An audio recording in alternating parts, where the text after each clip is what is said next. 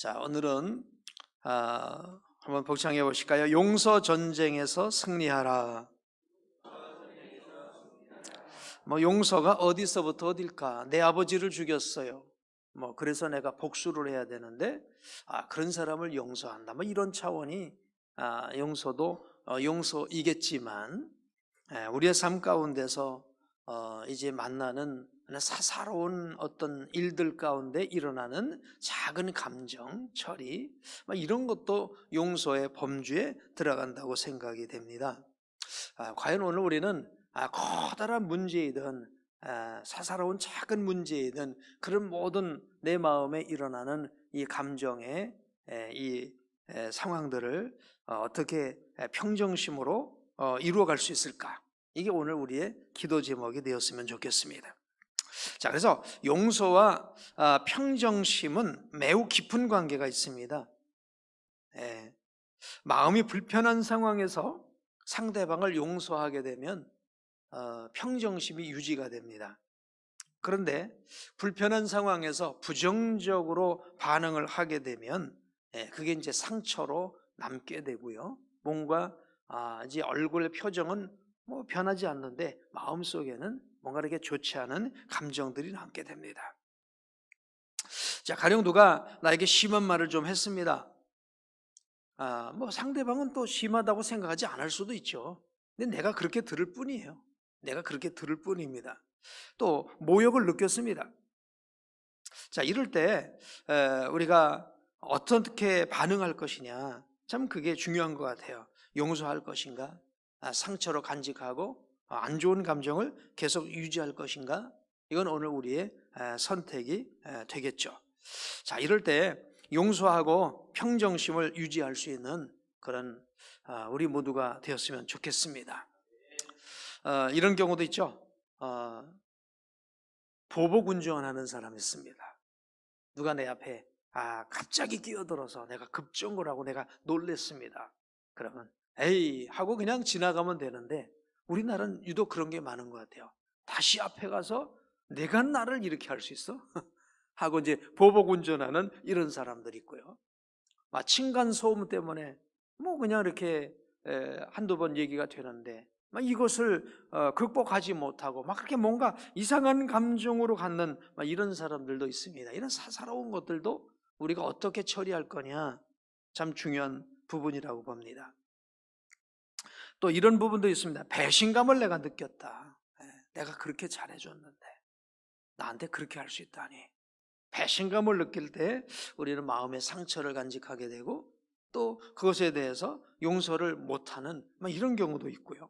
모욕감을 느꼈을 때, 내가 물질적인 정신적인 피해를 느꼈을 때, 또 어떤 이런저런 마음의 상처를 받았을 때 이것이 마음의 어떤 감정으로 가라앉아서 좋지 않은 감정을 느끼고 있다고 한다면 이런 부분들 오늘 우리가 다 뛰어넘을 수 있는 그런 우리 성도들 되게 되기를 주의 이름으로 축복합니다. 자, 그래서 이렇게 평정심이 유지되지 않고 뭔가 마음속에 끌어오르는 것이 있을 때 또 이런 경우도 있습니다. 막 속으로 끌어오르는 것까지는 아니어도 저 사람은 싫어, 저 사람은 아니야, 이 정도의 상황이 된 것도 사실 오늘 우리가 용서의 대상으로 생각해 봐야 된다는 것이죠. 나는 복수할 사람을 나 복수는 안 하겠어. 그런 용서도 해야 되겠지만 저 사람은 나에게 어떤 배신을 때렸어. 그래서 내가 그 사람을 용서하겠어. 이 정도도 용서의 개념이겠지만 그냥 평상시 저 사람은 나하고 안 맞아. 나하고 싫어. 그러니까 뭔가 느낌이 안 좋아. 이런 것도 사실은 우리가 용서의 대상의 이제 개념으로 생각한다고 한다면 어찌 보면 세상에 용서할 대상이 너무 많습니다. 자, 어떤 이런 용서의 대상들이 많아졌을 때 우리는 이렇게 한번 선언해 볼 수 있어야 될 줄로 믿습니다. 한번 우리 복창해 보실까요? 나는 감정에 휘둘리지 않겠다. 그래요. 나는 너무 내가 감정이 예민해서 이것도 싫고 이것도 싫고 그러니까 오만 사람이 다 싫은 사람이에요. 그렇다고 하면 이거는 나에게 문제가 있는 것이죠. 그래서 나는 감정에 휘둘리지 않겠다라고 선언할 때에 용서 전쟁에서 우리가 승리할 수 있는 또 작은 이제 방법이 될 수 있으리라고 믿습니다. 사람들과 부대끼며 살다 보면 하루에도 몇 번 정도 욱하고 올라올 때가 있어요. 그래서 우리는 상처받았다. 그리고 또 이제 화를 낼 그런 유혹이 찾아오게 되죠. 그래서 존 비비어라는 목사님은 이런 얘기를 했습니다. 이걸 갖다가 사탄의 미끼라고요. 뭐라고요?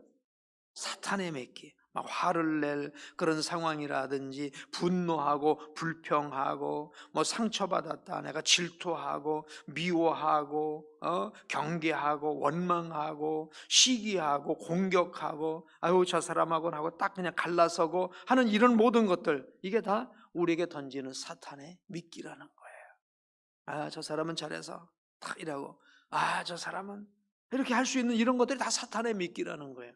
우리의 감정을 통해서, 너무 예민한 감정을 통해서 이렇게 주 안에서 사랑하지 못하고, 누군가는 떼어놓고, 누군가는 마음으로 미워하고, 또 누구한테 좋지 않은 감정을 갖고 분노하고 질투하고, 이런 모든 것들이요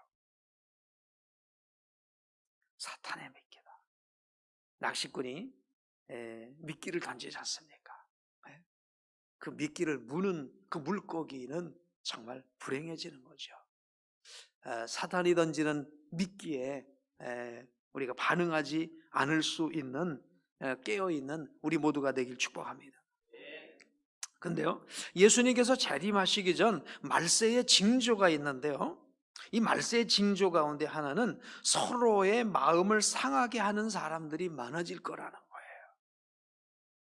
그래서 마태복음 24장 10절에 보니까 그때 많은 사람이 실족하게 되어 서로 잡아주고 서로 미워하겠다. 그러니까 말세는 미운 사람이 많아지는, 싫은 사람이 많아지는 그런 시대가 말세라는 겁니다.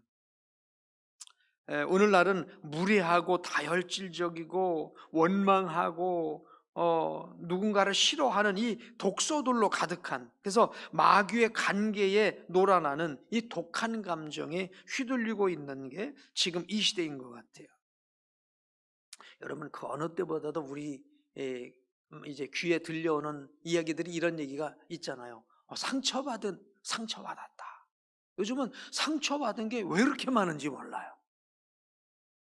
부모에게 상처받고, 형제에게 상처받고, 친구에게 상처받고, 교우에게 상처받고, 뭐 이 사람에게 상처받고, 저 사람에게 상처받고. 그죠? 우리 한번 좀 나이 드신 분들 생각해, 옛날에 그렇게 상처받았나요, 우리? 부모가 와서 채찍질을, 옛날에는 막 종아리도 맞았잖아요. 그래도 상처가 없었어요. 근데 지금은요, 눈 한 번만 잘못 떠도 상처야. 그러니까 뭐 요즘 그런 얘기 있잖아요. 뭐 아침에 일어날 때 눈도 뜨지 말아야 되고 눈 떴다고 한 대도 맞고 뭐 그런 시대로. 아니 뭐가 그렇게 상처가 많은지 몰라. 말 한마디 했다고 상처, 쳐다봤다고 상처, 이래서 상처, 저래서 상처. 가끔 이제 뭐 그 TV에 보면은 그런 거 있잖아요. 남자들 여자들 이게 만나서 뭐 얘기하고 막 이런 거 있잖아요. 그러면 뭔 별게 다 상처야. 별게 다 상처고, 별게 다 싫고, 별게 다 뭐 마음이 안 맞고, 별것이. 그래서 요즘은 우리 남자들이 여자 만나는 게 이게 보통 문제가 아니다. 아니 마음이 그냥 하나 둘 셋 한 열 이렇게 예측이 가능하면 돼. 예측할 뭔가 이렇게 조심해야 될 게 50가지 100가지가 되면요 도대체 어디에 걸릴까 모르는 거야. 저 사람이 뭐에 상처받을지, 말에 상처받을지, 쳐다보는 거에 상처받을지, 먹는 것에 상처받을지, 어떤 것에 상처받을지 몰라요. 그러니까 이렇게 예민한 시대, 지금은 아주 초예민의 시대예요. 그러다 보니까 상처라는 게 너무 많아요. 말도 한마디에도 상처받고, 걸음걸이 하나에도 상처받고, 행동 하나하나 상처받는 이런 시대, 이게 말세의 징조다. 우리 주님 그렇게 말씀을 하고 계세요. 너무 차별을 느끼고 그러니까 이건 뭡니까? 자기 감정의 절대화가 만들어낸 현상인 겁니다. 그렇죠? 모두 내 감정에 맞춰야 돼. 그러니까 자기 감정의 절대화가 만들어낸 현상이다 보니까 모두 이것 때문에, 별것도 아닌 것 때문에 상처, 말투 때문에 상처. 근데 결국은 이렇게 자기 감정의 절대화라는 게 뭘까요? 교만인 것이죠. 교만하다 보니까 이렇게 상처가 많은 것이죠. 혹시 여러분 상처가 많다면, 그 전에 제가 그런 비유를 들었죠. 내 손가락이 아픈 거지 다른 데가 아픈 게 아니에요. 그러니까 내가 문제지. 상처를 많이 받는 사람은 상대방이 문제가 아니라 사실은 내가 문제인 것입니다. 내 마음이 너무 예민하거나 내 마음이 교만하기 때문에 미운 사람이 많고 싫은 사람이 많고 상처가 많고 그런 것이에요. 그러니까 자신을 돌아보고 정말 주님 앞에 겸손하게 무릎을 꿇어야 될 줄로 믿습니다. 자, 그러므로 오늘 우리는 반드시 모든 상황들을 용서로서 무장해제시켜야 할 의무가 있는 줄로 믿습니다. 용서는 모든 상황을 다 무장해제시킵니다. 상처 뛰어넘게 될 줄로 믿습니다. 피해 감정 뛰어넘을 수 있는 줄로 믿습니다. 모욕도 뛰어넘을 수 있는 줄로 믿습니다. 누가 나에게 무리하게 했다 할지라도 그것도 뛰어넘을 수 있는 줄로 믿습니다. 주님은 용서하라고 명령하세요. 어느 정도까지 용서하라고 하시죠? 원수까지도 용서하라는 거예요.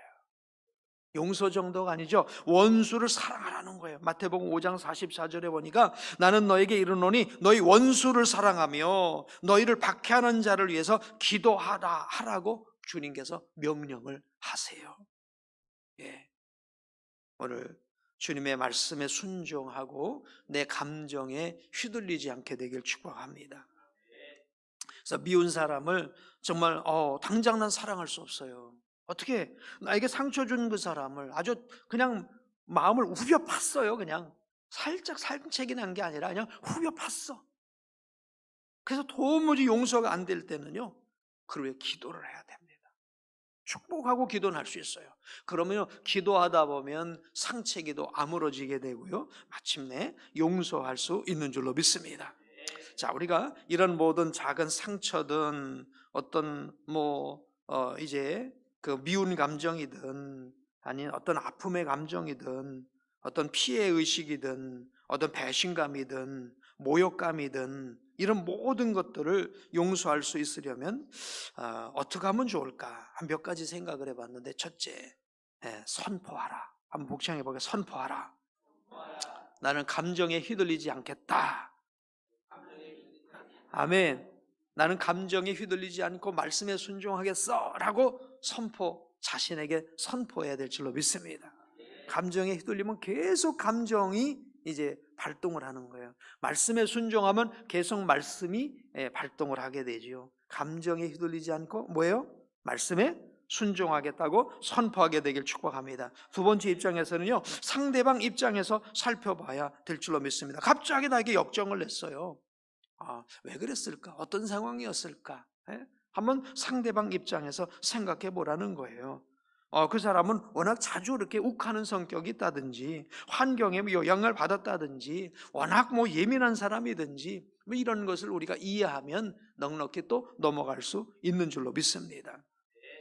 셋째는요, 용서는 연습이라는 거예요. 작은 것부터 자꾸만 용납하고 용서하고 그럴 때 이해하려고 하면 작은 것을 용납하고 용서하니까 그 다음도 용서할 수 있다는 것이죠.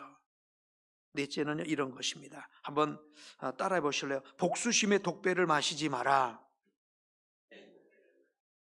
용서 못하고 복수하면요, 복수의 독배를 마시는 것이고 복수의 감옥에 갇히는 거예요. 용서하지 못한 사람은 복수하게 됩니다. 어떤 모양으로라도 복수합니다. 근데 복수를 하고 나면 아주 시원하고 끝난 게 아니에요. 오히려 복수심의 감옥에 또 갇히게 돼버리는 것이죠. 그래서 우리는 절대 이 복수심의 감옥에 갇혀서는 안 될 줄로 믿습니다. 그리고 다섯째는요, 한번 따라해 보실까요? 나를 위해 용서하라. 상대방을 어쩌면 알지도 못하는 거예요. 그렇죠? 나만 혼자 끙끙 앓고 있는 그 감옥 안에 갇혀 있는 것이죠. 예, 상대방을 모르고 있는데. 그래서 나 자신을 위해서 용서해야 됩니다. 오늘 말씀대로 우리가 다른 사람의 잘못을 용서하면 하늘에 너희 하늘 아버지께서도 너희 잘못을 용서하시려니와 너희가 사람의 잘못을 용서하지 아니하면 너희 아버지께서도 너희 잘못을 용서하지 아니하시리라. 이건 절대적인 명령이에요. 내가 남을 용서하지 못하면 하나님도 나를 용서하지 않겠다는 거예요. 이게 주기도문 후에 주님께서 가르쳐 주신 그런 말씀 아닙니까?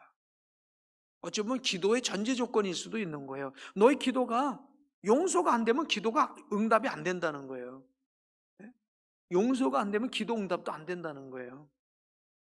그러니까 나를 위해서라도 용서를 이루어야 될 줄로 믿습니다. 용서하면 용서받는 줄로 믿습니다. 복수하면 심판을 받습니다. 원망의 복을 품지 않으면요 몸도 건강해집니다. 원망과 분노로 인한 용서하지 못한 것 때문에 받는 이 스트레스와 압박감은 치명적인 질병도 일으키게 된다고 합니다. 마지막으로요, 우리 주님은 그런 예를 우리에게 들어주시잖아요. 1만 달란트 탕감받은 자와 100데나리온 때문에 감옥에 갇힌 자의 그런 이야기를 하셨어요. 여러분, 주님의 용서를 기억하게 되길 축복합니다. 내가 용서받은 게 1만 달란트입니다. 그렇죠? 아무리 형제들이 나에게 피해를 줬고 또 마음에 아픔을 줬고 배신을 때렸고 뭐 그렇다 할지라도 내가 당한 이 피해는 100데나리온밖에 안 되는 거예요. 1만 달란트와 100데나리온은 이건 비교할 수도 없는 억과 뭐 1억 대 10,000원 뭐 이런 정도 비유 정도 이런 어마어마한 차이입니다. 그러니 내가 받은 피해 감정이 아무리 크다 할지라도 손해 감정이 아무리 크고 억울하다 할지라도 사람이 나에게 한 것은 기껏 100데나리온밖에 안 됩니다. 우리의 죄를 용서해 주신 그 죄가 그 용서가 크신 것을 기억하고 나는 용서하겠어. 나는 용서하겠어. 나는 감정이 휘둘리지 않겠어. 나는 감정이 휘둘리지 않고 주의 말씀에 순종하겠어 하고 날마다 용서를 선언하며 우리 안에 싫은 사람이 없고 미운 사람이 없고 용서 못할 사람이 없는 그런 용서 전쟁에서 승리할 수 있는 우리 모두가 되기를 주의 이름으로 축복합니다. 기도하겠습니다. 오늘 상고할 말씀 마태복음 5장 9절입니다. 마태복음 5장 9절. 자, 함께 읽겠습니다. 화평하게 하는 자는 복이 있나니 그들이 하나님의 아들이라 일컬음을 받을 것이며, 다시 한번요. 화평하게 하는 자는 복이 있나니 그들이 하나님의 아들이라 일컬음을 받을 것이며. 아멘. 자, 우리 마음 전쟁에서 승리합시다. 이런 큰 타이틀로 우리가 오늘 일곱 번째 시간을 이제 합니다. 자, 우리 한번 제목 복창해 보실까요? 화목을 이루라. 화목을 이루라. 우리 어제 용서 전쟁에서도 승리를 하자는 그런 말씀을 나눴습니다. 용서는 이렇게 생각하면 죄 안 짓겠다.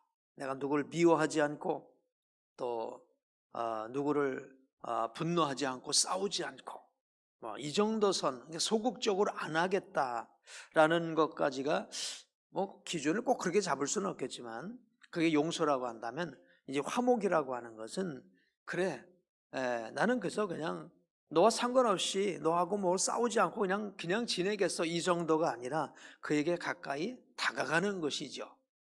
화목은 다가가는 것입니다. 그러니까 이 화목함은 용서만큼이나 또 쉬운 것은 아닙니다. 싸우지 않고 지내고 있어. 싸우지 않고 지내고 있어. 난 미워하지 않고 지내고 있어. 그 정도로 족하지 못하다는 거예요. 그와 좋은 관계를 개선하고 나가는 이 모습을 말할 수 있겠습니다. 지금 우리가 살아가는 이 세상은 참 관계가 복잡하고 다양합니다. 또 그래서 갈등도 많고 상처도 많고요. 또 각각 이 자기 안에 또 자기 어떤 그 생각들이 참 정말 너무나도 이렇게 어지럽습니다. 그렇기 때문에 이런 자기 주장들이 강한 이런 상황 가운데서 건강한 관계를 이루고 화목한 관계를 이루는 게 참 어려운 것 같아요. 조금만 뭔가 마음이 비틀어지면 딱 관계를 단절하고 너를 싫어하거나 미워하진 않아. 그렇지만 너는 나에게 이렇게 가까이 다가올 수는 없어. 또 나도 너에게까지 이렇게 다가가기도 더 힘들어 라고 하는 이런 그 마음의 상태에 있는 것 같아요. 그러니까 교회 안에서 여러 많은 성도가 있어도 그냥 소닥 보듯이 하고, 소닥 보듯이 한다는 말 아시죠? 그래서 난 미워하진 않아. 그러나 그렇지, 당신한테는 다가갈 필요도 없고 당신이 나한테 다가올 필요도 없고, 이런 모습의 이제 관계이다 보니 공동체가 화목한 공동체, 막 에너지가 나오는 공동체, 이런 사랑의 공동체는 되지를 못하지요. 심지어 교회 안에서도 그렇지만 가정 안에서도 그런 가정들이 요즘 많다고 그래요. 그래, 우리는 싸우진 않아. 그렇지만 그냥 너는 너고 나는 나고, 그냥 너는 너의 삶을 살고 나는 나의 삶을 살고, 아주 쿨하게 그냥 이렇게 지내는, 그러나 이것은 행복한 가정은 아니죠. 함께 고민하고 함께 즐거워하고 이럴 수 있어야 될 줄로 믿습니다. 오늘 우리 복된 교회가 개인 간의 관계가 화목하고 교회 공동체도 화목해서 세상을 변화시킬 수 있는, 세상을 이끌어갈 수 있는 그런 교회가 돼야 될 줄로 믿습니다. 우리는 아무도 안 싸워요. 아니, 가령 교회가 아무도 안 싸우고 있어. 그런데 너는 너고 나는 나고, 또 더 인사하는 사람도 없고, 이런 공동체가 돼서는 아니 되지 않겠습니까? 그래서 어떤 모임을 가면 10명 이상씩 허그를 하고 허깅을 하고 돌아가세요, 이렇게도 하는데 이게 뭘 얘기하는 것입니까? 우리 안에는 화목을 이루는 이 노력이 있어야 될 줄로 믿습니다. 우리 하나님과 화목해야 합니다. 그리고 나 자신과 화목해야 합니다. 다른 사람과 화목해야 합니다. 더 나아가서 자연과도 화목해야 합니다. 화목은 하나님이 원하시는 것입니다. 욥기 22장 21절에 보면 이렇게 말씀을 하세요. 띄워달라고 했는데 봤군요. 시작. 너는 하나님과 화목하고 평안하라. 그리하면 복이 내게 임하리라. 이렇게 말씀하십니다. 너는 하나님과 화목하고 평안하라. 네. 하나님 앞에 나 죄 안 졌어요, 이게 끝이 아닌 거예요. 하나님께로 가까이 나가야 되는 거예요. 예수님은 죄로 인해서 원수된 우리를 또 하나님과 화목하게 하셨어요. 고린도후서 5장 18절 19절 말씀 보니까 이렇게 말씀하십니다. 모든 것이 하나님께로서 났으며 그가 그리스도로 말미암아 우리를 자기와 화목하게 하시고 또 우리에게 화목하게 하는 직분을 주셨으니 곧 하나님께서 그리스도 안에 계시사 세상을 자기와 화목하게 하시며 그의 죄를 그들에게 돌리지 아니하시고 화목하게 하는 말씀을 우리에게 부탁하셨느니라. 그리스도를 통해서 하나님께서 원수되었던 우리를 하나님께서 화목하게 하셨다라는 거예요. 그래서 우리에게 화목하게 하는 직분을 주셨다는 거예요. 하나님이 그리스도를 통해서 화목하게 한 것처럼 우리도 화목하라는 것입니다. 이건 우리에게 주신 사명인 줄로 믿습니다. 우리 8복 중에 오늘 읽었던 이제 7복이 바로 뭡니까? 화평하게 하는 자는 복이 있나니 저희가 하나님의 아들이라 일컬음을 받을 것이다. 우린 피스메이커가 돼야 되는 줄로 믿습니다. 싸움 안 하고 그냥 있는 것 정도로 만족해서는 안 된다는 거예요. 난 미워하는 사람 없어요. 나 그냥 용서했어요. 거기서 머물면 안 된다는 거예요. 그래서 한 스텝 나가야 된다는 거예요. 뭔가 불편한 사람을 끌어안고 그에게로 나가야 된다는 거죠. 이건 겸손함이 필요하고요, 섬김이 필요한 것입니다. 자기의 낮춤이 없이는 화목은 사실은 이루어질 수가 없는 것이지요. 더 나아가서 우리는 분란의 원인이 되지 말고 화목의 원인이 되기를 바랍니다. 이 말 저 말 옮겨서 싸움 붙이지 말고요, 또 정죄하고 비난하고 비판하고 그래서 갈라지게 하지 말고요, 하나 되게 하는 역할을 감당해야 될 줄로 믿습니다. 바로 화목해 되어지는 것은 심지어 내가 비난을 받더라도 다른 사람이 잘 지낼 수 있도록 하는 노력까지도 필요한 것이겠죠. 자, 우리는 먼저 하나님과 화목해야 될 줄로 믿습니다. 화목이라고 하는 것은 가만히 있어서는 되는 게 아니라고 그랬어요. 그죠? 적극적인 노력인 것입니다. 하나님과 화목하려면 그렇잖아요. 뭐 10년 만에 하나한테 한번 전화하는 사람하고 쟤하고 화목해질 수 있습니까? 그러나 뭐 자주 전화하면 아무래도 화목해집니다. 그죠? 자주 전화하다 보면 화목해집니다. 우리 하나님께도 마찬가지예요. 그래서 그런 말씀이에요. 주의 뜰에 가까이 나오게 한 사람이 복이다. 예, 뭐 이것이 뭐 하나님이 꼭 여기 성전 뭐 강당에 하나님이 꼭 계신 건 아니에요. 그렇죠? 그러나 우리가 주의 전에 얼마만큼 가까이 나오는가, 이것도 내가 하나님께로 가까이 나가려고 하는 노력이고, 가까이 나가려고 하는 그 사람이 바로 하나님과 화목할 수 있는 그런 비결이 되는 줄로 믿습니다. 하나님 말씀 안으로 얼마나 가까이 나가려고 하는가, 하나님 말씀에 내가 얼마나 순종하려고 하는가, 예? 이게 바로 하나님과 화목할 수 있는 건 다른 것이 없습니다. 하나님 땡큐, 하나님 좋아요. 그죠? 하나님과 그저 나는 하나님하고 친해요. 그게 내가 하나님하고 친하다는 게 바로 뭘까요? 하나님께 얼마나 내가 가까이 나가느냐라고 하는 이 부분이 되는 줄로 믿습니다. 죄를 짓고 연약해서 죽을 수밖에 없는 내가 예수 그리스도의 보혈을 의지하고 하나님 앞에 나가야 될 줄로 믿습니다. 나의 완벽함, 나의 의, 공로, 자랑 가지고 나갈 수 없습니다. 오직 십자가의 은혜만을 가지고 나가야 될 줄로 믿습니다. 탕자가 아버지께 나가듯이 나가야 됩니다. 여러분, 하나님께로 가까이 나가고 계십니까? 오늘 이 새벽에 나오신 분들, 하나님께 나오려고 애쓰는 분들인 줄로 믿습니다. 이런 애씀이 다 있어지게 되기를 주의 이름으로 축복합니다. 네. 하나님과의 화목은 하나님을 향한 우리의 노력이 필요한 것이에요. 네. 회개할 걸 회개하시고요, 그리고 순종하시고요, 네. 가까이 나가게 되길 주의 이름으로 축복합니다. 두 번째요, 자신과도 우리는 화목해야 됩니다. 네. 하나님과 화목해야 또 나 자신과 화목할 수 있어요. 순서가 그렇습니다. 하나님하고 화목해야 그 다음에 나에 대해서 화목할 수가 있습니다. 오늘날은 이것은 또 잘못된 부분이죠. 자기의 나르시즘이 너무 커요. 자기 연민이 너무 커요. 그래서 자기 연민, 자기의 어떤 자기애, 자기 중심에 빠져버리는 이런 것을 자기와 화목하라는 것으로 말씀드리는 건 아닙니다. 하나님께서 허락하신 나에 대해서 만족하라는 것입니다. 오늘날 어떤 분들 가운데는 자기에 대해서 불만족하는 사람이 많고요. 그래서 하나님 왜 나를 이렇게밖에 안 만드셨어요? 자기에 대해서 불만하는 거예요. 그러니까 나에 대해서 불만하는 것은 나를 지으신 하나님에 대해서 불만족하고 있는 것입니다. 하나님께서 허락하신 그런 모든 것에 대해서 왜 나에게는 지적 능력, 재력적인 능력, 외모라든지 등등 이 모든 것에 대해서 왜 나에게는 이 정도밖에 안 하셨습니까? 하고 자기 자신에 대해서 만족하지 못하다는 것은 하나님에 대해 불만하고 있는 것이지요. 그러니까 나에게 대해서 만족하고 감사하지 못하다 보니까 하나님에 대한 불만으로 가득 차고 열등감과 비교의식과 피해의식과 이런 것들이 나를 지배하다 보니까 하나님 앞에서는 늘 불만덩어리요, 자기 자신에 대해서는 불만족하고 있고요, 다른 사람에게도 나가지 못하는 그런 상황이 되고 있는 거죠.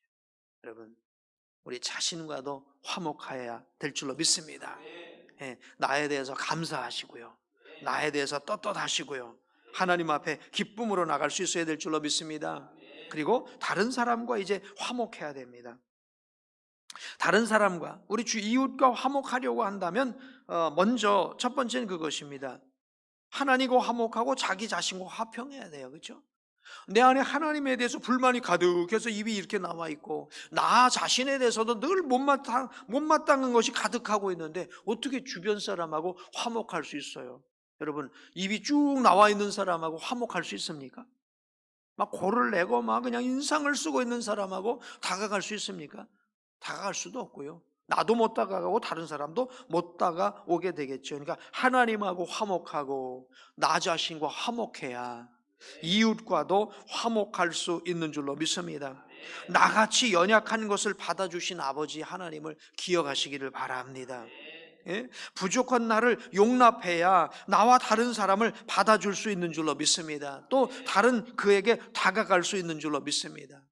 우리도 여러분 한번 생각해 보세요. 우리가 하나님께 다가갔습니까? 하나님이 우리에게 다가오셨습니까? 하나님이 우리에게 다가오셨어요. 그렇죠? 우리가 하나님께 다가간 것도 일부 있겠지만 사실은 거의 대부분은 하나님이 우리에게 다가오신 거예요. 그래서 화목을 이루신 것이죠.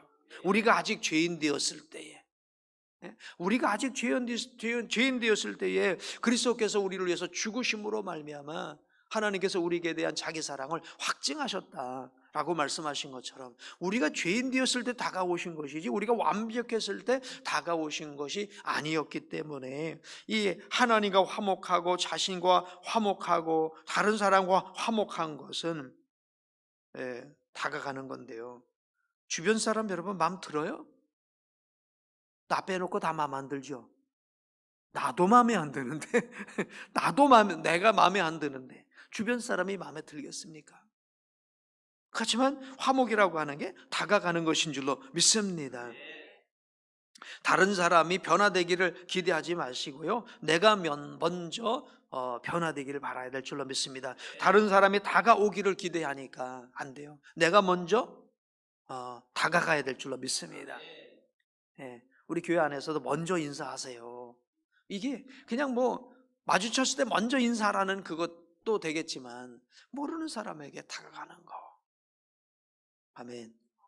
다가가면 그 사람이 나에게 와서 인사를 하기 전에 내가 가서 인사를 하고 다가가는 것이 이게 화목의 먼저 첫 번째가 되지 않을까 싶어요. 그래서 뭐 또 누구끼리 누구는 누구끼리만 죽고 못 사는 이것도 또 벗어나야 됩니다. 다 벗어나고 나는 누구끼리만 좋아하는 이것도 벗어나야 되지만 벗어나야 되고요. 또 모르는 사람에게 우리가 다가가는 이것도 이게 필요할 줄로 믿습니다. 여러분 이 화목을 이룰 수 있게 되길 축복합니다. 1년이 됐는데도 나에게 다가오는 사람이 하나도 없다면 이 교회가 도대체 어떤 교회일까? 그렇죠? 1년이 됐는데 나에게 다가오는 사람이 아무도 없어. 말 걸어주는 사람이 아무도 없어. 인사하는 사람도 아무도 없어. 사랑 있는 교회입니까? 화목한 교회입니까? 우리는 안 싸우고 있는데요. 맞아요. 안 싸우고는 있어요. 근데 안 싸우고는 있는데 그럼 과연 화목한 교회냐? 여러분 모르는 분한테 다가가세요. 네. 그 목사님이 저도 해보려고 하지만 다 못하겠더라고요. 네? 그러니까 여러분 모르면 다가가세요. 그냥 예배 끝나고 쭉 집으로 가지 마시고 다가가서 인사하고 서로 교제하고 교제 약수를 내물게 되기를 축복합니다. 다른 사람과 화목하려면요 완벽하기를 기대하지 말아야 됩니다. 화목이 깨어지는 이유는요 기대치가 크기 때문에 그렇다라는 거예요. 완벽주의는 나도 피곤하고 상대방도 피곤하다는 것이지요. 우리는 상대방의 흠을 보고서도 그걸 용납해야지 그것이 보일 때 용납하고 기도할 수 있어야 될 줄로 믿습니다. 그래서 상대방의 문제를 보고 고치려 하거나 지적하거나 하게 되면은 이제 화목은 이루어질 수가 없지요. 나도 내가 못마땅한데 어떻게 다른 사람이 마땅할 수 있겠습니까? 그래서 사람은 다 기질이 틀려요. 어떤 사람은 급한 기질, 어떤 사람은 좀 느긋한 기질, 어떤 사람은 완벽한 기질, 어떤 사람은 그냥 털털한 기질. 다 하나님은 기질을 다르게 하셨는데 나와 똑같기를 바라면 그러면 될 수가 없는 것입니다. 그러므로 서로 용납하고 받아주어야 될 줄로 믿습니다. 나와 다른 것을 인정하고요. 나와 같은 생각, 같은 행동, 같은 마음이 되기를 바라는 게 아니라 달라도 받아주어야 될 줄로 믿습니다. 하나님께서는 하나님과 달라도 한참 다른 우리를 받아주셨어요. 그렇죠? 하나님과 달라도 한참 달라요. 그를 우리를 받아주시고 우리를 자녀 삼아주시고 하나님 나라를 유업으로 주시고 그런 하나님의 용납을 기억하면서 오늘도 우리는 우리 주변에 나와 맞지 않는 사람들 받아주시고 다가가시고 화목을 이룰 수 있어야 될 줄로 믿습니다. 마지막으로요, 사람과 화목하려면요, 칭찬할 것을 찾아봐야 된다는 것입니다. 잘못을 지적해야만 되는 이런 것을 이제 고치고요, 칭찬하고 격려하고 축복할 수 있도록 하여야 될 줄로 믿습니다. 화목도요, 전투하는 마음으로 임해야 될 줄로 믿습니다. 그냥 안 싸우고 말 거야, 이 정도가 아니라 적극적으로 다가가서 주님께서 우리를 끌어안으듯이 찾아가시듯이 오늘 우리도 찾아가고, 또 찾아가다가 상처를 받을 수도 있고 거절을 당할 수도 있고, 그래도 끊임없이 또 찾아가고 또 찾아가고 만남으로 서로 좋은 화목의 관계를 이루어서 정말 하나님께서 원하시는 이제 가족이 어떤 가족입니까? 웃음이 넘쳐나는 가족인 것처럼 우리 공동체도 모이면 그저 시체 같은, 시체는 뭐예요? 그냥 표정이 없어요. 시체 같은 과정이 아니라 정말 모이면 웃고 좋아하고 또 만나고 싶고 하는, 이런 뭔가 만나면 시너지가 나타나는 이런 우리 교회 만들어 갈 수 있도록 우리 이게 기도 제목 될 수 있게 되기를 주의 이름으로 축복합니다. 기도하겠습니다. 자, 오늘 우리에게 주신 말씀 요한복음 13장 34절 35절 말씀 보겠습니다. 요한복음 13장 34절 35절. 자, 우리 보실까요? 앞에요. 세 계명을 너희에게 주노니 서로 사랑하라. 내가 너희를 사랑한 것 같이 너희도 서로 사랑하라. 너희가 서로 사랑하면 이로써 모든 사람이 너희가 내 제자인 줄 알리라. 아멘. 자, 오늘 말씀 제목 한번 복창해 보실까요? 주는 전쟁에서 승리하라. 세네카라는 사람이 이런 얘기를 했어요. 사람이 있는 곳마다 사랑을 베풀 기회가 있다. 사람이 있는 곳마다 사랑을 베풀 기회가 있다. 돈이 없어서 돈을 베풀 수는 없어요. 그렇지만 사랑은 어디서든지 베풀 수 있다. 그죠? 우리가 돈이 있어야 뭐 베푼다고 그러는데 돈이 없어도 베풀 수 있다는 거예요. 돈은 없어서 돈은 베풀 수 없을지 모르지만 사랑은 베풀 수 있다. 자, 우리 이렇게 이웃을 사랑하라고 하는 것은 주님의 아주 강력한 명령이신데, 오늘 명령은 어떤 명령입니까? 유언적 명령이죠. 그죠? 유언적 명령입니다. 너희가 서로 사랑하면 이로써 모든 사람이 너희가 내 제자인 줄 알 것이다. 세 계명을 주겠다. 서로 사랑하라. 내가 너희를 사랑한 것 같이 너희도 서로 사랑하라. 근데 서로 사랑이 주님께서 우리를 사랑하신 것 같은 수준에서 사랑하라는 것이죠. 나를 잘해주는 사람을 잘해주는 그 사랑, 그걸 뛰어넘는 사랑을 우리에게 사랑하라고 명령하셨어요.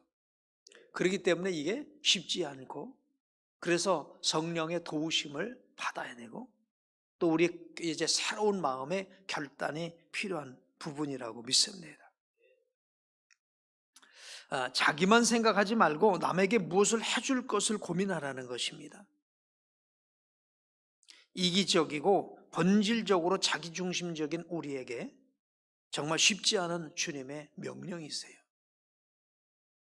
제자들이 주님 십자가에 죽으시는데도 누가 높으냐 그러고 싸웠잖아요. 이걸 보면 이게 정말 쉽지 않은 거예요. 사랑을 베풀라는 것입니다. 자, 이 사랑에 대해서는 각각 느끼는 감정이 다 다르는 것 같아요. 그죠? 사랑에 대해서 느끼는 감정이 다 다른 것 같아요. 대부분요, 누가 나에게 잘해 주었느냐 라고 하는 것에서 사랑의 감정을 느낀다는 것이죠.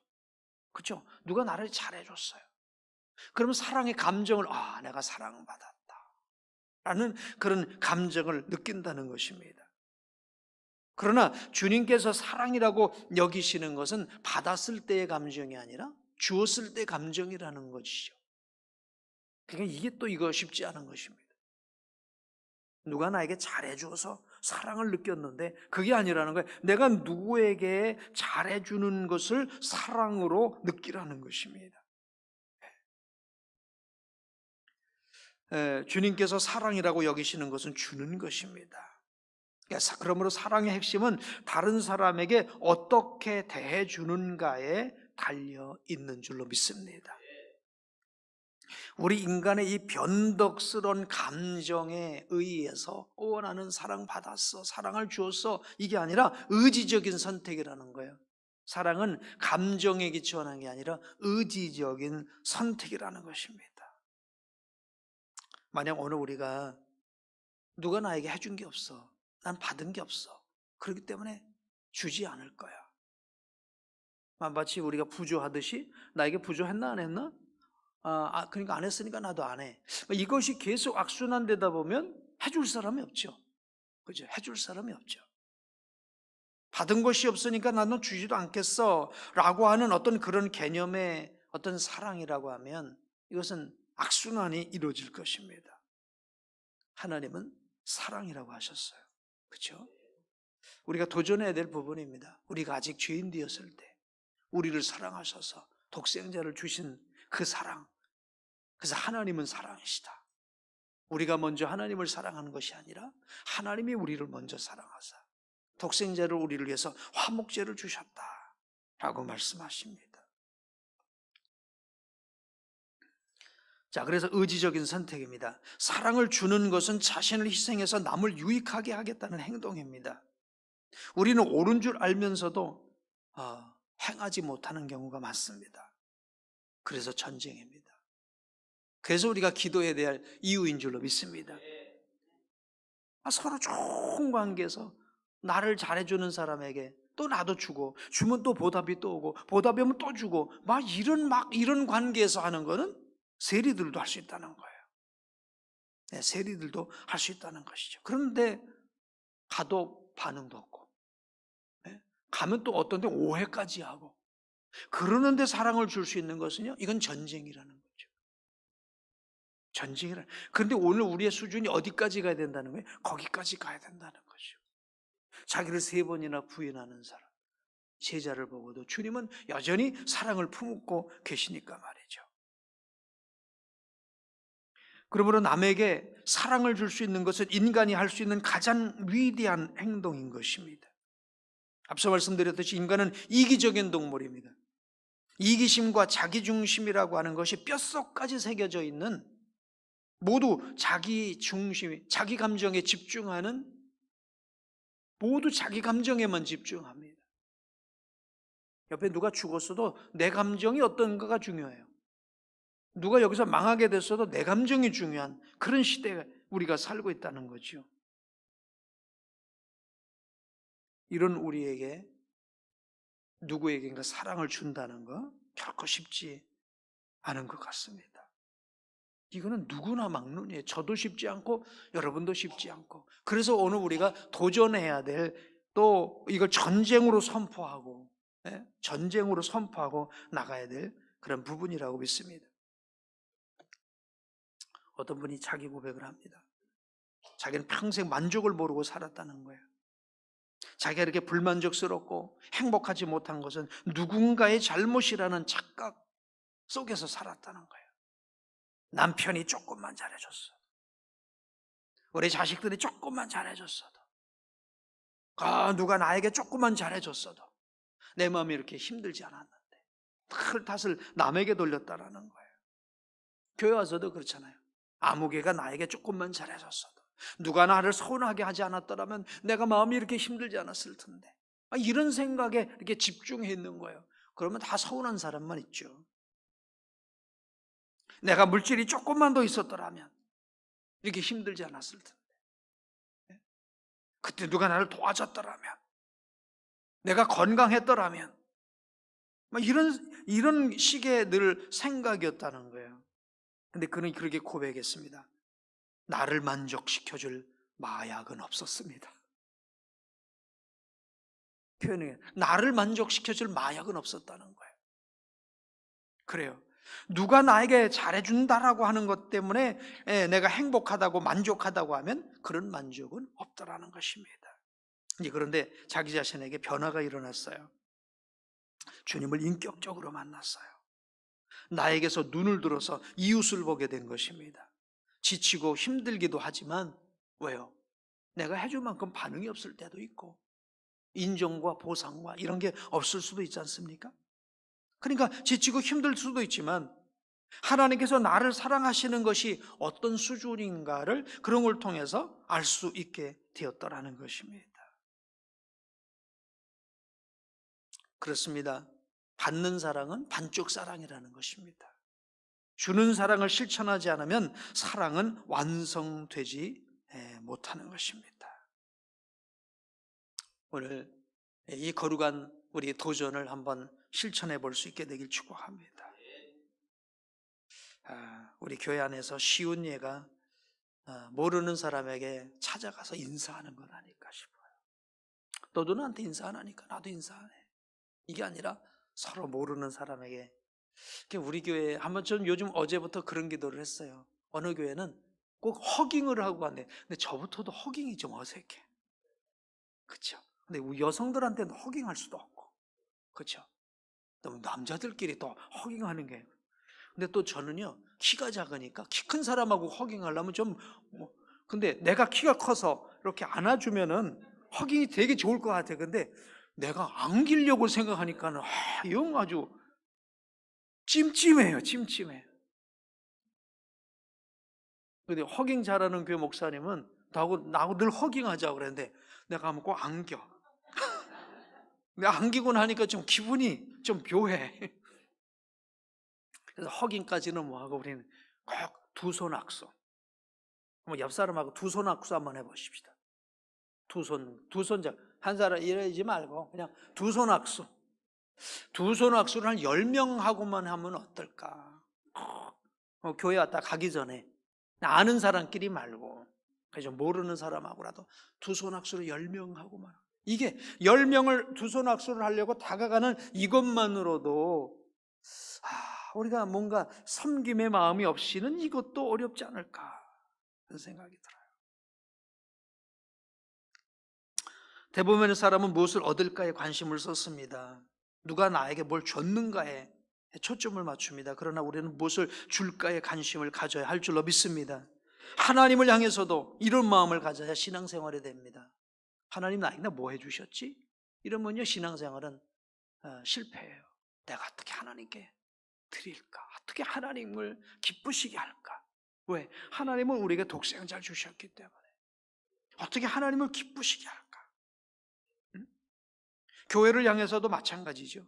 교우와 이웃에 대해서도 이 마음을 가지도록 늘 힘써야 될 줄로 믿습니다. 사단 마귀는 우리에게 늘 그러잖아.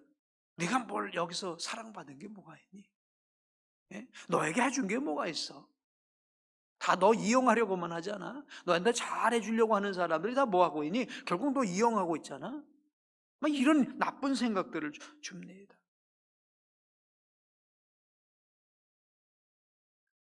누구를 섬기는 때 조심할 것도 있습니다. 누구를 섬기는 사랑이 내가 잘되기 위한 투기가 되어서는 안 됩니다. 그렇지. 내가 누구를 잘해준 것 때문에 하나님께서 나에게 복을 주시거나 아니면 그걸 대가로 어떤 것을 얻으려고 하는 사랑과 베품을 가지고 하나님과 거래하려고 해서는 또 안 될 줄로 믿습니다. 간혹 교회 안에서도 그렇잖아요. 막 돕는 척하고 잘해주는 척 하는데 결국은 뭔가 이용하려고 드는 사람이 있습니다. 이건 우리가 또 조심해야 될 부분입니다. 우리 교회의 모토가 되는 너는 복이 될지라, 이 말씀도 무엇입니까? 주는 전쟁 하라는 것입니다. 아브라함에게 복이 되라고 하셨어요. 축복의 통로가 되는 것입니다. 복음을 전함으로 사랑으로 섬김으로 복이 되는 것, 아멘. 복을 받는 것이 아니라요. 어떤 여성이 시장에 갔는데 성령께서 감동하셨어요. 누군가의 물건을 대신 계산해 주라는 감동을 받았어요. 아니 모르는 사람에게 어떻게 내가 이렇게 할 수 있죠? 근데 순종했어요. 결국 이제 그 상황에 순종했는데 그 결과 어떤 일이 일어나냐? 그 여인을 구원했고 그 여인의 친구가 알고 보니 자기와 좋지 않은 사이의 사람이었는데 그 소식이 전해지면서 좋은 관계가 개선이 되었다라는 거예요. 복의 통로가 된 것입니다. 사도행전 20장 35절은 이렇게 말씀하십니다. 주는 자가 받는 자보다 복되도다. 아멘. 예? 주 예수께서 친히 말씀하신 바 주는 것이 받는 것보다 복이 있다 하심을 기억하여야 할지니라. 아멘. 우리는 오른손이 하는 것을 왼손이 모르게 섬겨야 할 줄로 믿습니다. 자, 그럼 우리가 어떻게 이제 이 돕는 일에 주는 전쟁에서 우리가 승리할 수 있을까요? 이기적이고 자기중심적인 오늘 우리가 어떻게 하면 좋을까요? 아마 이렇게 외쳐볼 수 있어야 될 줄로 믿습니다. 한번 외쳐볼까요? 나도 예수님처럼 사랑을 주는 삶을 살겠다. 아멘. 이웃에게 무엇인가 베풀겠어. 이것도 따라하라는 거예요. 이웃에게 무엇인가 베풀겠어. 이렇게 자신에게 외쳐보라는 것입니다. 내가 주님처럼 나도 사랑을 주는 삶을 살겠어. 그리고 이웃에게 무엇인가 베풀겠어. 물질이면 물질, 마음이면 마음, 어떤 이제 이런 것을 베풀겠어. 늘 이렇게 마음속에 외쳐볼 수 있게 되기를 주의 이름으로 축복합니다. 무엇보다도 기도하면서 성령의 감동하심에 순종할 수 있게 되기를 주의 이름으로 축복합니다. 주는 전쟁 승리하기를 주의 이름으로 축복합니다. 기도하겠습니다. 데살로니가전서 5장 16절에서 18절 말씀 보겠습니다. 자, 띄워주실까요? 다 같이 시작. 항상 기뻐하라, 쉬지 말고 기도하라, 범사에 감사하라. 이것이 그리스도 예수 안에서 너희를 향하신 하나님의 뜻이니라. 아멘. 자, 오늘 말씀의 제목 한번 띄워주실까요? 시작. 오늘을 행복하게 살기로 결단하라. 아멘. 행복하십니까? 예, 아침에 이 이른 아침에 여러분 행복하기로 결단하기를 축복합니다. 자, 이번 우리가 마음 전쟁에서 승리하기라고 하는 제목으로 자신감 싸움에서 승리하라, 자존감 싸움에서 승리하라, 염려 싸움에서 승리하라, 두려움 싸움에서 승리하라, 안정감 싸움에서 승리하라, 용서 전쟁, 그죠? 용서 전쟁에서 승리하라. 또 화목하라. 네. 어제는 무엇이었죠? 주는 전쟁에서 승리하라. 승리하고 계신가요? 예. 자, 오늘은 오늘을 행복하게 살기로 결단해야 되겠는데, 오늘을 행복하게 사는 것도요 전쟁과 같습니다. 조금만 뭔가 감정이 뒤틀어지면 오늘이 정말 지옥이 되고, 참 오늘 내 얼굴에 기쁨이 사라져버린 그런 모습으로 살 수밖에 없습니다. 오늘을 행복하게 살기로 결단할 수 있게 되길 축복합니다. 사탄은 기쁨을 빼앗아가는 원흉입니다. 반면 우리 성령 하나님은 우리에게 희락의 열매를 주시는 줄로 믿습니다. 어제는 역사고요, 그렇죠? 어제는 역사고 내일은 알 수가 없어요. 오늘이 선물인 줄로 믿습니다. 한번 영어 공부 한번 해볼까요? PPT 한번 띄워줘 보세요. 현재를 뭐라고 그러는 줄 아세요? 프레젠트라고 그래요. 프레젠트가 또 뭐예요? 선물이에요. 그러니까 현재와 선물은 같은 단어를 쓰고 있습니다. 그러니까 지금 오늘이 선물인 줄로 믿습니다. 그래서 오늘 이 시간이 귀한 시간인 줄로 믿습니다. 오늘 이 시간에 얼굴을 찡그리고 있으면 오늘 이 시간은 선물이 아니에요. 이 시간을 기쁨과 감사로 채울 때 그 시간이 선물이 되는 줄로 믿습니다. 그래서 오늘이 정말 귀한 시간이라고 믿습니다. 과거에 우리는 그래서 사로잡히지 말아야 돼요. 지난날의 상처 같은 거, 그리고 너무 미래 때문에 고민하지 말아야 됩니다. 지금 이 시간 나에게 주신 이 선물을 행복하고 보람되고 가치 있게 살아야 될 줄로 믿습니다. 후회를 남기지 않으려면 오늘을 복되게 살아야 될 줄로 믿습니다. 그래서 매 순간은 우리에게 주신 선물입니다. 그러므로 매 순간 행복해야 되고요, 영적으로 만족해야 됩니다. 오늘의 행복을 추구하라는 것은 어떤 세속적인 즐거움을 추구하라 그런 얘기는 꼭 아닙니다. 그렇지만 우리 주님께서 원하시는 것은 항상 기뻐하는 것인 줄로 믿습니다. 범사에 감사하는 것인 줄로 믿습니다. 이것을 위해서 기도해야 될 줄로 믿습니다. 항상 기뻐하라. 쉬지 말고 기도하라. 범사에 감사하라. 그래서 항상 기뻐하는 것과 범사에 감사하는 범사에 감사하는 것 사이에 쉬지 않고 기도하는 것이 있어요. 항상 기뻐하기 위해서, 범사에 감사하기 위해서 뭐가 필요하겠어요? 기도가 필요한 줄로 믿습니다. 오늘 우리의 삶이 항상 기뻐하고 범사에 감사할 수만 있다면 성공인데, 행복인데, 이걸 위해서 우리가 기도해야 될 줄로 믿습니다. 하나님과의 관계, 이웃과의 관계, 자신과의 관계에서 항상 기뻐하셔야 돼요. 모든 일에 감사하셔야 될 줄로 믿습니다. 오늘 우리의 현재를 결정하는 요소들이 뭐가 있을까요? 가정이 있겠고요, 여러분 직장이라고 하는 삶의 현장이 있겠죠. 가정과 삶의 현장, 또 더 폭을 넓히면 우리 교회 생활, 이런 것도 다 우리의 현장이 되겠는데, 우리의 현재를 기쁨으로, 기쁜 마음으로 진행해 나갈 수 있을까? 여러분 직장 생활을 기쁜 마음으로 하고 계십니까? 여러분의 노동은 즐겁습니까? 여러분의 노동은 즐겁습니까? 어쩌다가 나는 이런 직장에 이렇게 다녀야 되는가? 너무 일이 힘들기도 하고 어렵기도 하고 그럴 수도 있겠죠.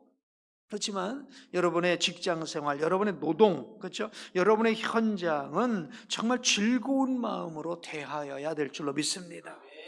왜? 그 현장이 축복인 줄로 믿어요. 그 현장을 축복되게 여기지 않으면 다른 현장도 또 축복으로 다가오지 않습니다. 다른 일도 축복으로 다가오지 않습니다. 오늘 우리는 우리 자신만을 위해서가 아니라 우리 주님을 위해서도 우리에게 주어진 오늘을 즐겁고 감사하게, 기쁘고 감사하게 지낼 수 있어야 되겠어요. 이게 여러분 거룩한 영적 싸움인 줄로 믿습니다.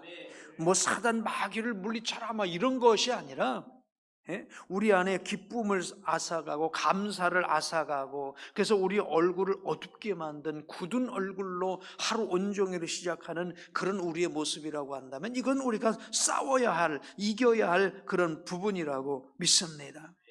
예수님께서 오신 것은요, 요한복음 10장 10절에 이렇게 말씀을 하세요.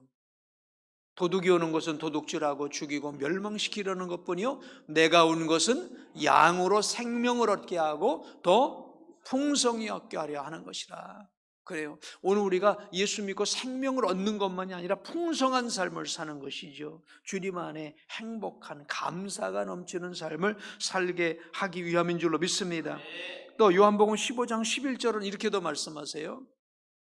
내가 이것을 너희에게 이름은 내 기쁨이 너희 안에 있어 너희 기쁨을 충만하게 하려 함이라. 주님은 십자가를 앞에 두시고 지금 이런 말씀을 하고 계십니다. 제자들과 이별하려고 하는 이 순간에 내가 이것을 너희에게 이름은 내 기쁨이 너희 안에 있어 너희 기쁨을 충만하게 하려 함이라. 세상적인 기쁨이 아니라 이건 영생의 기쁨을 이야기하는 것이죠. 오늘 우리에게 이런 기쁨과 감사로 오늘 하루를 행복하게 살기로 결단할 수 있게 되기를 주의 이름으로 축복합니다. 여러분 행복한 직장생활 하시길 축복합니다. 행복한 가정생활 하시길 주의 이름으로 축복합니다. 행복한 교회생활 하게 되길 바랍니다. 행복한 이웃관계 할 수 있게 되길 바랍니다. 이건요 의지적인 선택입니다. 누가 나를 기쁘게 해줘서 기쁘게 한 게 아니라 나는 이제 의지적으로 행복하겠어 라고 여러분 결단하게 되길 주의 이름으로 축복합니다. 하나님은 하나님을 즐거워하도록 창조하셨어요. 그렇죠? 예? 우리를 창조하신 목적이 뭐예요? 예? 첫 번째 목적이 무엇입니까? 하나님을 즐거워하는 거예요. 그렇죠? 예? 정말 영원토록 하나님을 즐거워하는 것이 오늘 우리가 창조된 목적인 줄로 믿습니다. 하나님은 우리에게 이 땅에서의 누림의 축복을 주셨어요. 하나님 때문에 행복하기를 원하셨어요. 여러분, 구원의 감격을 누리게 되길 주의 이름으로 축복합니다. 조지 뮬러가 평생에 깨달았던 한 가지가 무엇인 줄 아세요? 나는 하나님 때문에 행복하겠다. 그것이었습니다. 어떤 것이 아니었어요. 정말 나는 하나님 때문에 행복한가? 네. 하나님 때문에 만족한가? 그것만 이루어진다면 모든 것은 다 결정되어지는 거예요. 오늘 우리 안에 무엇이 여러분을 행복하게 하고 있습니까? 네. 이런 행복을 누릴 수 있게 되길 주의 이름으로 축복합니다. 혹시 여러분은 심각한 얼굴로 오늘을 출발하고 있지는 않습니까? 즐거움을 얻게 되기를 축복합니다. 그래서 제가 그냥 언어를 한번 생각을 해보니까는요, 이렇게 행복, 감사 이런 것은요, 이렇게 감사, 행복. 얼굴이 굳은 상태에서는 행복을 말할 수가 없더라고요. 감사를 말할 수가 없더라고요. 그렇죠? 예, 우리 얼굴부터 표정을 바꾸고 늘 행복한 이렇게 되도록 의지적 선택이 필요한 줄로 믿습니다. 자, 그래서 오늘을 행복하겠다고 목표를 세우게 되기를 축복합니다. 여러분, 일을 즐기게 되기를 축복합니다. 이른 아침 출근이 짜증이야. 또 이른 아침에 이게 아니라 이른 아침 출근도 여러분 감사하게 되기를 축복합니다. 특세 도대체 누가 만든 거야? 누가 깨우는 거야? 이러지 마시고요. 세상에 이런 경험이 있습니까? 새벽같이 눈을 부비고 졸린 걸 무릅쓰고 나가서 말씀을 듣는 이 자체를 여러분 즐길 수 있게 되길 축복합니다. 목사님이나 즐기세요. 그런 사람 한 사람 있죠? 아니에요. 그러지 마시고 여러분 이거 즐기게 되길 주의 이름으로 축복합니다. 아니 우리가 세상 살면서 이 주의 말씀에 끌려서 은혜에 끌려서 또 교회의 어떤 이런 거룩한 영적 흐름에 끌려서 나올 수 있다는 게 이게 얼마나 감사한 일입니까? 이런 입금이 어디 있습니까? 솔직히요. 이렇게 안 끌면 나옵니까? 매일 새벽에 나오시는 분들 계시지만 그렇지 않은 분들은요 1년 내내 안 나와요.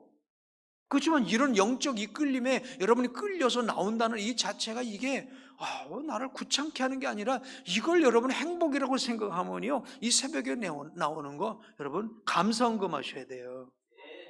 그래서 내일은 우리 특세 완주하는 의미로 여러분 감사헌금을 하시길 바랍니다. 아멘. 그렇습니다. 피곤도 사실은 즐길 수 있어야 돼요.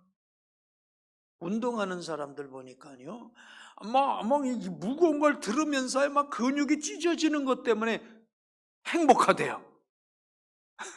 우린 근육이 찢어지면 고통인데 그들은 막 근육이 찢어지면서 막 그렇게 운동하는 이것 때문에 또 즐기는 사람도 있거든요. 그러니까 우리가 행복하고 감사는 어떻게 우리가 느껴가느냐가 참 중요한 것 같아요. 여러분 피곤도 사실은 즐겨야 됩니다. 주님 때문에 피곤한 거 아멘. 즐길 수 있게 되길 축복합니다. 로렌스 형제는 하나님의 임재 연습이라는 책을 썼죠. 혹시 보신 분 계신가 모르겠습니다. 일상에서 그 주방에서 날마다 똑같은 일을 하는 거예요. 주방에서 음식 만들어서 수도사들을 섬기는 그런 허드렛 일을 하는 사람인데도요 하나님의 임재 가운데서 얼마나 즐겁고 행복한지 모르는 거예요. 네, 이 섬김을 통해서 우리 하나님과 영적으로 교제하려고 하는 이분들을 이제 먹이고 또 그들의 식거리를 제공한다는 이 기쁨 가운데서 이걸 하니까는요 즐거움으로 하더라는 것이죠. 예? 여러분 오늘 우리의 일터였던 그것이 힘들든 어떤 상황이 되었든 간에 여러분 즐길 수 있게 되길 주의 이름으로 축복합니다. 매 순간을 하나님이 주신 귀하고 특별한 선물로 여겨서 감사하겠다고 하는 결단, 매 순간을 하나님이 주신 선물로 여겨서 내가 행복하고 즐기고 감사하겠다고 하는 이 결단이 오늘 저와 여러분 안에 있게 되길 축복합니다. 이건 저절로 안 되기 때문에 싸움인 거예요. 그래서 이것을 위해서 기도해야 될 줄로 믿습니다.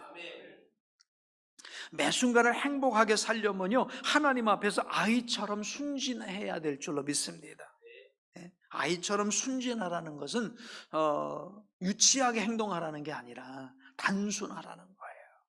어린아이들은요, 어른들은요 큰 걸 생각하고 오늘을 불행하게 산다고 한다면, 어린아이들은요 미래는 생각하지 않아요. 별것도 아닌 작은 것 갖고 오늘 행복하잖아요.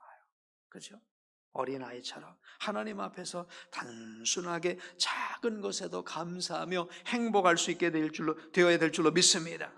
자, 또 이래야 됩니다. 한번 따라해 보실까요? 사람들을 즐겨라. 그렇습니다. 예? 관계에 불만족을 느끼는 사람들 있습니다. 관계가 깨어지는 경우들이 있습니다. 특별히 그 대부분 사람 때문에 그렇습니다. 우리 주변에서 나를 힘들게 하는 것이 뭐겠어요? 어떤 물건이겠어요? 네? 사람, 내 주변에 있는 사람이 나를 힘들게 만들죠. 그죠? 근데 내 주변에 있는 사람이 나하고 생각이 다 똑같다면, 내가 좋아하는 걸 좋아하고 내가 싫어하는 걸 다 싫어한다면 좋겠죠. 그런데 내 주변에 그런 사람 있어요, 없어요? 없어요. 아무도 없어요. 하나님은 다 내 주변에 나와 다른 사람을 주변에 포진을 시켜 놓으셨어요. 근데 이런 것 때문에 갈등이 되고, 그래서 주변에 있는 사람들 때문에 불만족스럽다고 하면요, 여러분 평생 감사할 수 없어요. 여러분 남편이 여러분하고 같은가요? 생각이요? 절대 틀려요. 여러분 아내가 여러분 생각과 같은가? 절대 틀립니다. 한번 따라해 보십시오. 내 주변에는 나와 맞지 않는 사람을 포진시켜 놓으셨다. 그래요. 그래야 나라는 색깔도 튀어나오는 것입니다. 하나님은 그냥 단색을 원하지 아니하시고 이렇게 형형색색을 원하세요. 하나님은 형형색색을 즐겨 하세요. 그러니까 나와 다른 것을 불만한다고 하면 여러분은 지옥 같은 삶을 살 수밖에 없을 거예요. 여러분과 다른 주변의 사람들과 아름다운 조화를 이루어갈 수 있게 되기를 주의 이름으로 축복합니다. 사람 관계가 어려운 사람들이 있으면요, 하나님이 이렇게 형형색색을 좋아하시는데 나도 형형색색을 좋아하겠어 라고 결단하게 되길 축복합니다. 다른 것을 즐겨야지 같은 것을 즐기지 마세요. 이것도 의지적인 결단인 줄로 믿습니다. 또 우리가 현재를 즐기려면 과거를 떨쳐내야 됩니다. 옛날에 있었던 어떤 상처, 감정, 이것이 오늘 나를 또 지배하고 있으면 안 되겠죠. 사탄은 우리가 과거에 갇혀 있기를 원해요. 상처를 떠올리고 원한 감정에 사로잡혀서 오늘을 즐거워하지 못하도록 만드는 것이죠.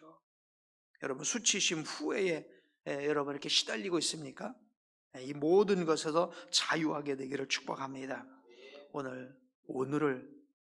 오늘의 주신 이 선물의 시간을 감사하며 기뻐하며 행복하게 살기로 결단하게 되길 주의 이름으로 축복합니다. 항상 기뻐하시기 바랍니다. 범사에 감사하시기 바랍니다. 이것을 위해서 기도하시기 바랍니다. 이게 바로 선한 싸움인 줄로 믿습니다. 영적 전쟁을 선포하게 되길 축복합니다. 오늘의 선물을 행복하게 유지하게 되길 주의 이름으로 축복합니다. 기도하겠습니다. 할렐루야. 오늘도 특세 끝까지 승리하신 여러분 주의 이름으로 축복합니다. 자, 마음 전쟁 승리하고 계시죠? 네, 앞으로도 계속 승리하게 되길 축복합니다. 오늘 하나님 말씀 출애굽기 20장 3절 말씀, 출애굽기 20장 3절 말씀입니다. 자, 우리 합독하겠습니다. 시작. 너는 나 외에는 다른 신들을 내게 두지 말라. 아멘. 자, 우리 다시 한번 복창해 보실까요? 우선순위 전쟁에서 승리하라. 자, 우리 마음 전쟁에서 정말로 중요한 것은 여러분 우선순위를 누구에게 두느냐라는 전쟁인 줄로 믿습니다. 그동안 우리가 9번의 시간을 거쳐서 자신감 싸움을 하라, 자존감 싸움에서 승리하자, 염려 전쟁에서 승리하자, 그 다음에요? 두려움 전쟁에서 승리하자, 안정감, 그죠? 싸움인가요? 두려움 전쟁인가요? 안정감 싸움에서 승리하자. 그다음에 용서 전쟁에서 승리하자. 화목을 이루라. 그죠? 그리고 주는 싸움이야. 어떻게 줄 건가? 사랑을 줄 건가? 그리고 오늘을 행복하게 살기로 결단하자. 이 여러 가지 전쟁이 있습니다만은 어쩌면 오늘 우선순위를 하나님께 둔다라고 하는 이 전쟁만큼 또 중요한 전쟁이 없다고 봅니다. 하나님은 우리 삶의 영역에서 뒷자리에 앉기를 원치 않으세요. 우리 하나님께서 아주 노골적으로 어떤 부분을 완곡하게 표현하실 때가 있으시거든요. 그런데 우리 하나님께서 아주 노골적으로 표현하시는 경우들이 있어요. 우리 하나님은 질투하시는 하나님이시라는 거예요. 그래서 하나님께서는 우선순위에서 결코 밀리지 않으시겠다고 곳곳에서 선언을 하고 계세요. 우리의 삶에서 네가 1등이야 내가 1등이야 이런 아주 치졸한 싸움 같을 수도 있겠지만 그건 아주 중요한 것이기 때문에 하나님이 1순위야 내가 1순위야 이 싸움에서 하나님 밀리고 싶지 않으시다는 거예요. 그 쉐마의 말씀 있죠. 이스라엘아 들으라 우리 하나님 여호와는 오직 유일한 여호와이시니 너는 마음을 다하고 뜻을 다하고 힘을 다하여 네 하나님 여호와를 사랑하라. 그러니까 1순위에 하나님을 두라고 말씀을 하세요.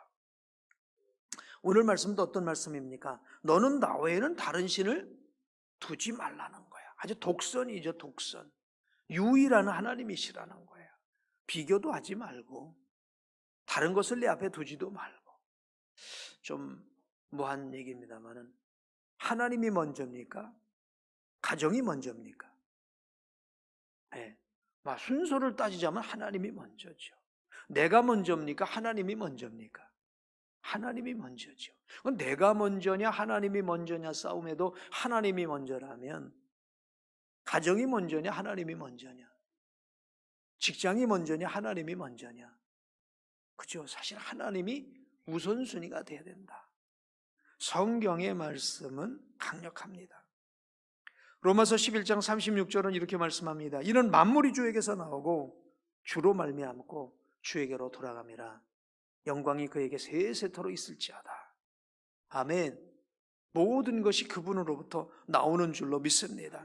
우리가 존재하는 이유가 하나님인 거예요. 내가 존재해서 하나님이 존재하는 것이 아니고 하나님이 존재하시기 때문에 내가 존재한다는 것입니다.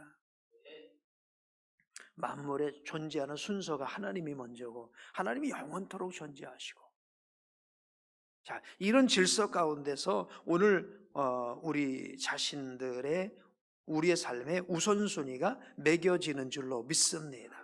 그러나 안타깝게도 많은 그리스도인들이 우선순위가 바뀐 상태에서 한참의 시간을 보내다가 이런저런 어려움을 만나고 우여곡절을 이제 겪는 가운데서 그리고 하나님을 1순위에 두는 것을 깨닫게 됩니다. 나를 1순위에 두고 많은 세월을 허비한 뒤에야 하나님과의 관계가 잘못되었구나 라고 하는 이 사실을 깨닫고 그제서야 하나님을 1순위에 두는데 모든 것을 잃고 나서 그런 경우도 있고요. 젊은 시절에 이 중요한 시간을 다 보내고 나서 늙음하게 그런 경우도 있고요. 젊어서부터 하나님을 1순위로 두고 살아가는 사람은 사실 그리 많지는 않아요.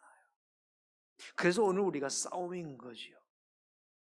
저도 이렇게 목회를 하면서도 보면 정말 하나님을 1순위로 두었는가?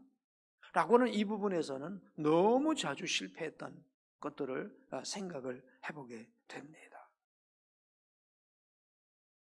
하나님은 나 외에는 어떤 신도 두지 말아라. 어떤 것도 1순위가 되어서는 안 된다. 따라서 우리는 하나님께서 왜 1순위가 되어야 되는지 성경을 통해서 알아야 될 줄로 믿습니다.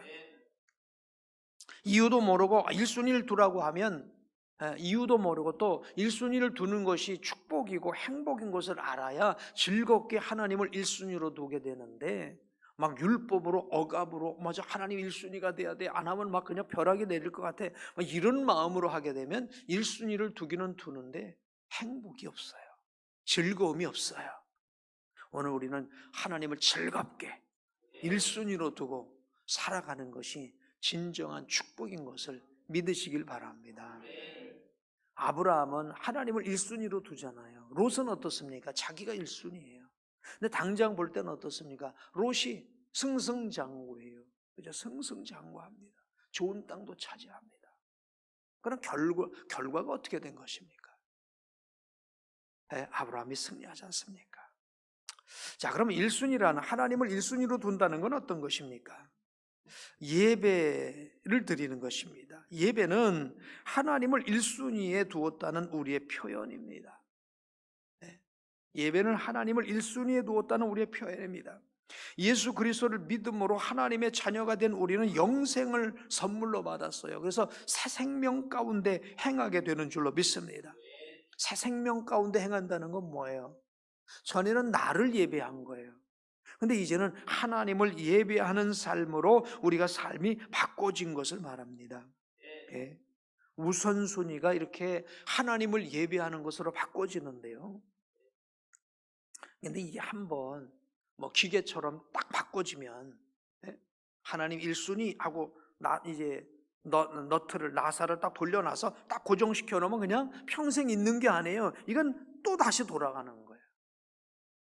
또 현실로 돌아가고 나에게로 돌아가요. 그래서 예배를 통해서 또 다시 하나님께로 바꿔놓는 거예요. 교회 나오면 이렇게 예배를 드리면 맞아, 하나님은 나 1순위야. 그렇지만은 문 열고 나가면 어때요? 내가 또 1순위가 되잖아요. 현실이 또 1순위가 되잖아요. 그럴 때 얼른 또 주님께로 바꿔놓는, 이게 바로 예배인 줄로 믿습니다. 그래서 우리는 예배에 승리해야 될 줄로 믿습니다. 예배에 힘을 써야 될 줄로 믿습니다. 예배를 그래서 얼마만큼 하나님 앞에 자주 드리느냐, 이것도 참 중요한 부분이에요. 성경 읽기, 묵상도 참 중요한 부분입니다. 제가 이렇게 한 3개월만큼씩 어느 기업에 가서 예배 인도를 하게 돼요. 그 기업은 우리 교회 성도는 아니지만 우리 사랑의 콘서트를 하면 꼭 한 100만 원씩 꼭 후원을 해주세요. 그런데 가보면 기업 예배를 드리는데요, 직원들을 일을 안 하게 해요. 근무를 쉬게 하고 모아서 하나님 앞에 예배하게 합니다. 와, 근데 정말 놀랍습니다. 자, 우선순위를 하나님 앞에 두려고 하는 그런 모습인 것을 보게 됩니다. 바로 예배는 하나님께 1순위를 둔다는 이런 우리의 노력인 줄로 믿습니다. 또 예배가 하나님께 1순위로 두는 것이라고 한다면, 또 하나님께 1순위를 하나님께 둔다고 하는 것은 찌꺼기로 하나님을 섬기지 않는 것입니다. 우리 한번 따라해 보실래요? 찌꺼기로 섬기지 마라. 우리가 짜투리 시간을 이용해서 하나님을 섬기는 게 아니라는 거예요. 우리가 삶을 쓰고 나서 여유 있는 시간으로, 여가 시간으로, 남는 시간으로 하나님께 예배합니까? 아니죠. 나 시간이 없어서 못 드렸어요. 사람 만나느라고 바빠서 못 드렸어요. 하나님께 예배하는 시간이 짜투리 시간이 되어서는 안 된다는 거예요. 쓰고 남은 돈으로 헌신합니까? 아닙니다. 하나님께 1순위를 드려야 될 줄로 믿습니다. 우리의 시간을 드리는 것이든 재정을 드리는 것이든 여가를 드리는 것이든 하나님을 1순위로 생각하는 이것 이제 하나님께서 받으시는 줄로 믿습니다. 우리가 첫 열매를 드리잖아요. 자, 가끔 우리 청년들 가운데 처음 직장을 얻고 첫 번 월급을 받으면 하나님 앞에 온전히 드리는 그런 친구들이 있습니다. 우리 여기 청년들 혹시 첫 직장을 얻으면 그렇게 할 수 있게 되길 축복합니다. 또 어떤 분은 그러더라고요. 1년 만에 직장을 옮겨서 또 첫 열매를 드려. 1년 만에 옮겨서 또 첫 열매를 드려. 어느 그런 사람도 봤어요. 어떤 사람은 평생 한 번 직장 갖고 첫 열매 드리는 사람도 있지만, 어쩌면 그게 하나님을 1순위로 둔다는 그런 결단이죠. 예. 새벽 기도는 첫 시간을 드리는 이 하나님을 1순위로 둔다는 그런 오늘 우리들의 결단입니다. 이제 열흘 끝났으니까 쉬자가 아니라 이제 월요일부터 다시 여러분 이 새벽을 여러분 승리할 수 있는 우리 모두가 되게 되길 주의 이름으로 축복합니다. 예, 그렇습니다. 새벽은 첫 시간을 드리는 것입니다. 일하다 남는 시간 드리는 것이 아니라 일하기 전에 드리는 것입니다. 예, 우리가 물질을 드릴 때도요 먼저 띄어야 됩니다. 11조는 먼저 띄는 거예요. 뭐 그 중에서 뭐 나중 띄나 먼저 띄나 그게 뭐 차이가 없을 것 같은데 아니에요. 먼저 띄지 않으면은 못 띄게 되고요 계산하게 돼요. 그래야 온전한 10의 1조가 드려지게 됩니다. 예배는 하나님을 1순위로 되었다는 우리의 표현이고요. 그래서 우리는 찌꺼기로 섬겨서는 안 되고요. 또 이런 표현도 해보고 싶습니다. 한번 따라해 보실까요? 바쁜 사람 나쁜 사람이다. 그렇죠?